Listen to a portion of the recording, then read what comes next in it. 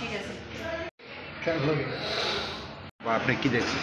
Accident কোন জায়গাতে হয়েছে? শান্তির বাজার। এর মধ্যে মানে পেশেন্ট কি আপনার কিছু হয়? আমার দোকানের স্টাফ। আচ্ছা, মানে অ্যাক্সিডেন্টটা হয়েছে কিভাবে? সামনের আরেকজন আয় পারে যে লগের পেশেন্ট যেটা আছে ওইটাই। তারা কি দুইজন কি বাইকের মধ্যেই আসছিল? হ্যাঁ। মুখোমুখি সংঘর্ষ হয়েছে। তে প্রথমে আপনারা কোন হাসপাতাল নিছে? প্রথম শান্তির বাজার হাসপাতাল, তারপর তারপর রেফার এখন অবস্থা কীরকম? সিরিয়াস। তাদের নাম কি?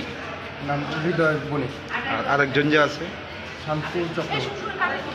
ঘটনাটা কোন জায়গাতে হয়েছে? শান্তির বাজার হসপিটালের কাছে।